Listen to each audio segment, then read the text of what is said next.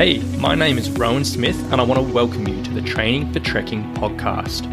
Now, this is the world's very first podcast which is entirely dedicated to helping you train, prepare and conquer your upcoming hike, trek or mountain adventure. So once a week, I'm going to be giving you quality and practical information on the subjects of physical preparation for trekking, dealing with altitude and nutrition on the trail, so you can know everything you need to be doing to have the best chance of a safe, enjoyable and successful adventure.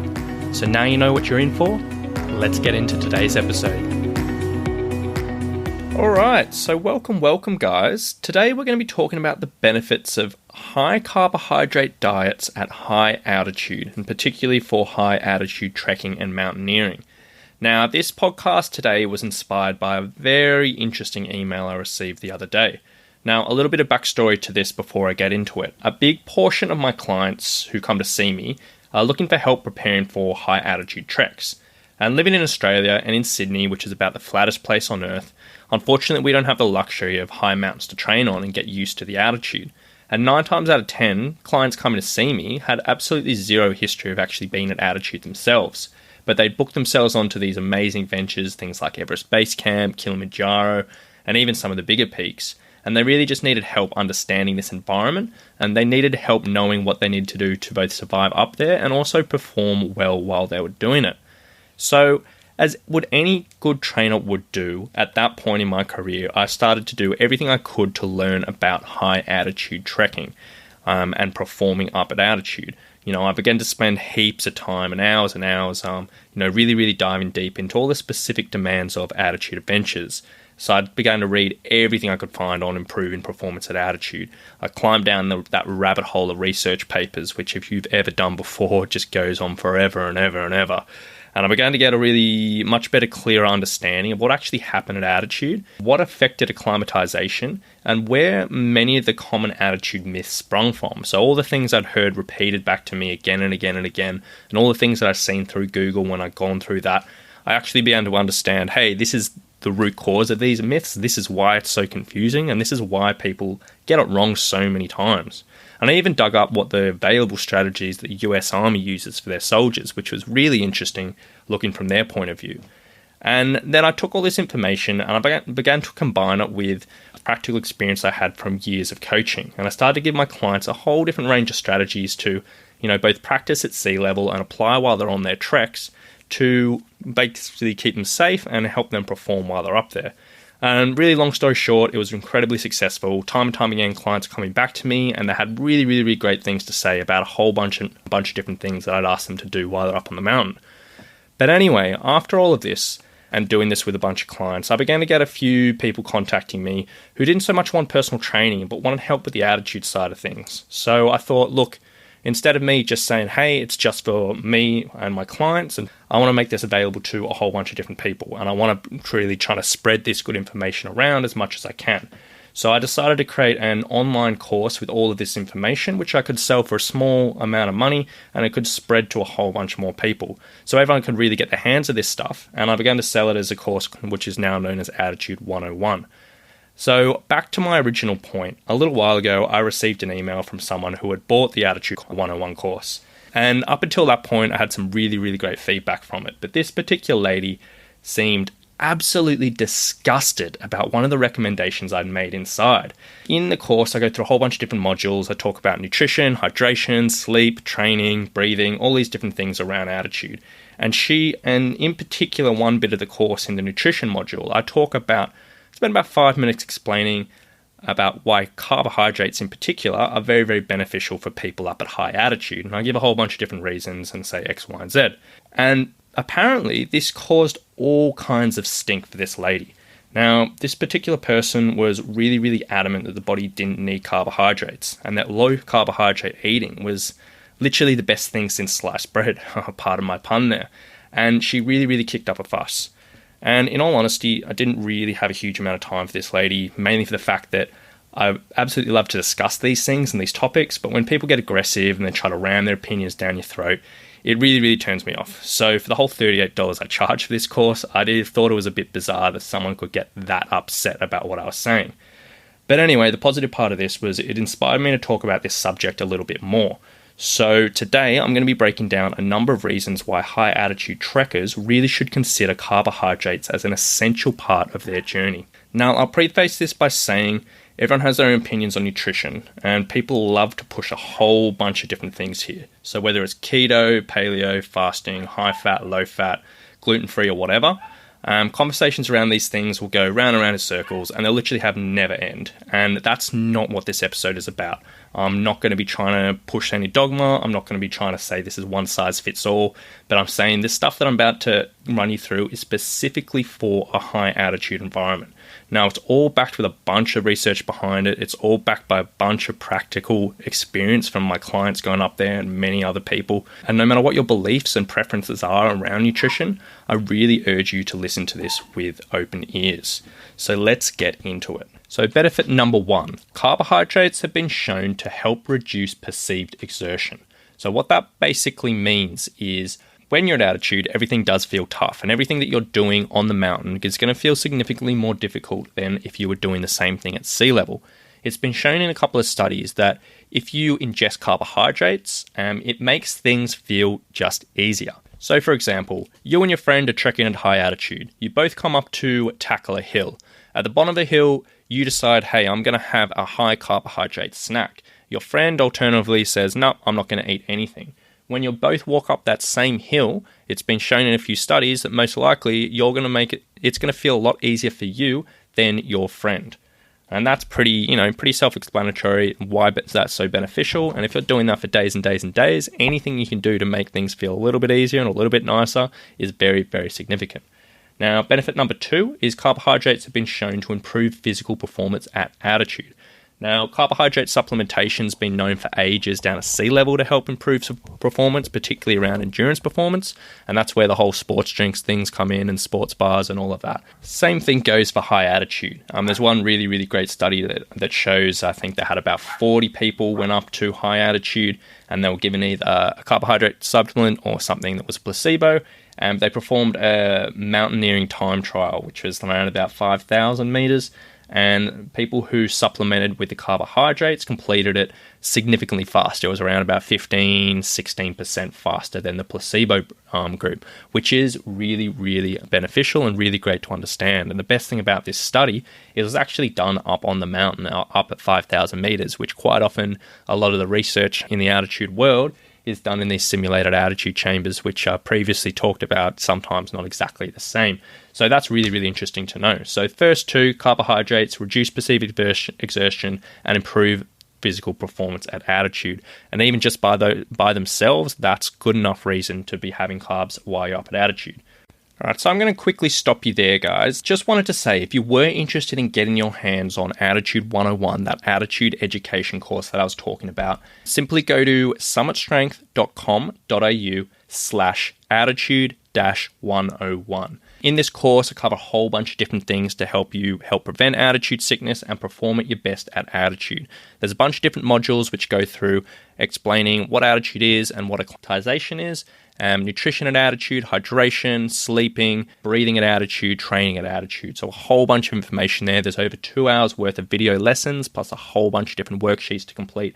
It's only $38. It's an absolute bargain, but if you are going to altitude, I highly recommend you pick it up. So again, it's summitstrength.com.au/altitude-101. Get your hands on that, and we'll get back into the episode right now. Now, next one, we're going to move on to carbohydrates and help improve your ventilation at altitude. So when you're going through your acclimatization process, your ventilatory changes, or the changes in your breathing, are the single most important aspect of your acclimatization process. So basically your breathing gets faster and it gets deeper. Now, when they're being metabolized, carbohydrates produce quite a large amount of carbon dioxide as compared to both fats and metabolism. Getting a little bit sciencey here, but bear with me. It's sort of generally accepted that when carbon dioxide levels in your blood increase, your body increases ventilation. Now, the chain of logic means basically having carbohydrates, more carbon dioxide in the blood means you'll increase the speed of your breathing, which is very, very important.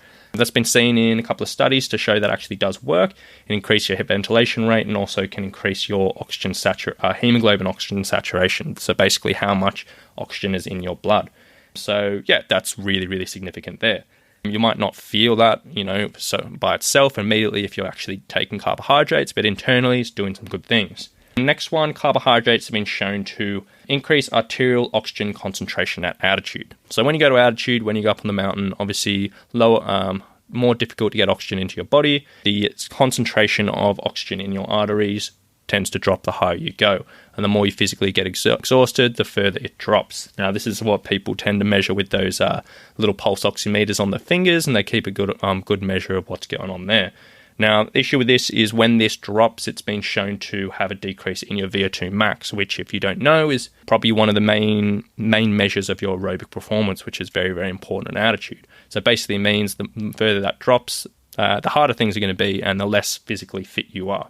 So basically, one study here showed ingesting a high carbohydrate meal prior to exercise just increased that arterial oxygen concentration, which is very, very positive and very, very good to know. So basically, in simple terms, it means there was more oxygen available in the blood.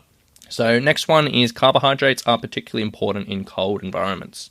So the majority of high altitude environments are going to be pretty cold. Everyone's more or less aware of that. You rug up, you do what you can to stay warm to avoid hypothermia and any other issues around that. One of the body's main responses to low temperatures to deal with that is shivering, which, everyone does naturally, can't really control it, but that's just something the body does to produce heat. Now, the fuel source the body uses to produce the energy to actually shiver is predominantly from carbohydrates. So there's a bit of contribution from fat here, but it's mainly coming from carbohydrates. Meaning that having enough carbohydrates in your body is important to maintain your body temperature at altitude, which again is pretty good. Next one is taste preferences can change at high altitude. So it's commonly believed that when you go up to high altitude, many people's taste preferences can change. And anecdotally, many climbers will much prefer a high carbohydrate, low-fat diet, with many people reporting that fatty foods actually become quite distasteful. And then considering that undereating is probably the single most major nutritional concern at high altitude, ensuring that you have enough supplies of carbohydrate food to deal with this potential change in taste is very important. And while this is reported as quite a common thing that happens, obviously everyone is individual when it comes to this. Some people do prefer the fatty foods. It all does come down to individual preference. But if you haven't been up to high altitude before and you don't know what you feel like, more than likely you're going to be shifting to that carbohydrate preference. So just be aware of that. And then finally, and this is a really big one, is that high carbohydrate diets may help prevent some symptoms of altitude sickness. Now, obviously, high altitude sickness is a major concern for people going high altitude. And obviously, genetics and rate of ascent are the two biggest risk factors when it comes to altitude sickness, and they should always be considered. But it has been suggested in a few studies that a high carbohydrate diet may help prevent some symptoms of altitude sickness. Now, this study admittedly was pretty old school. I think it was down back in the 70s or something like that. But it seems to be pretty generally accepted in the scientific community, and there seems to be about 30, 40, 50 different studies that all reference this. So considering there hasn't been a huge amount of extra research around the subject, it's sort of pretty safe to say at the moment it's generally accepted. And you wouldn't use this as a sole way to prevent high altitude sickness, obviously, and keeping with traditional strategies and keeping with your medication if you're taking that is always going to be incredibly important, but it is good to know that carbohydrates may help prevent some symptoms there. So it's very, very good to know. So they're the main real benefits of high carbohydrate diets up at high altitude. Now, there's a whole bunch of other potential benefits which we could talk about, but they're not sort of as founded in research. No one can really prove them. They're just thought at the moment. But those ones that I just talked about, they've all got evidence backing them. They've all got plenty of research. They all got plenty of practice on the mountain, and you more or less can be pretty happy there. Now, one final thing I will say is fat adaptation, and the diet of fat adaptation is a really, really common thing with people going up to high altitude or endurance sports in general. And basically involves you exercising and training in a carbohydrate restricted state in order to help your body become more efficient and using your fat sources as fuel, which in theory can be incredibly beneficial because you have so much potential stored energy in your body through fat or through your body fat, and your body can only really hold a certain amount of carbohydrates in your body. So the idea goes, if you get more efficient like this, you can go for longer, you can go for faster without having to rely on constantly eating, and it can be really, really beneficial. And I'll 100% say this does work if you do it right, and it can be very, very beneficial to people going up on in any type of endurance performance.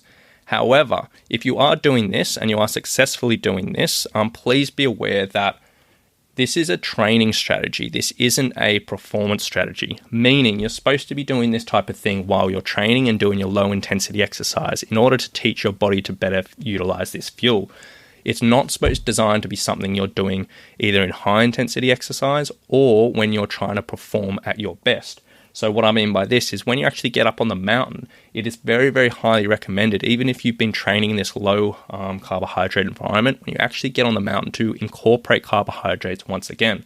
The idea behind this is not only to get all those benefits I was just talking about, but actually allow the body to utilize both sources of fuel. So as much as you're going to be more efficient at using your fat sources, you're still going to be using some carbohydrates.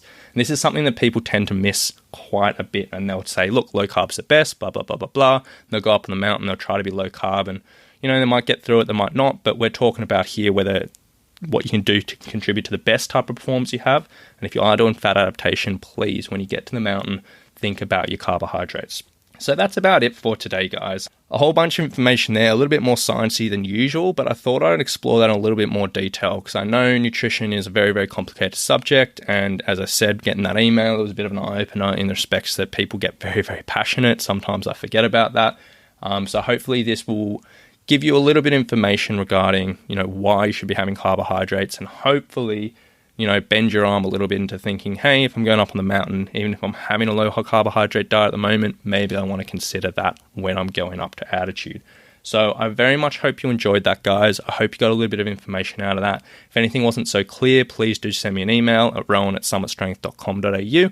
But if not, enjoy the day and we'll talk to you very, very soon.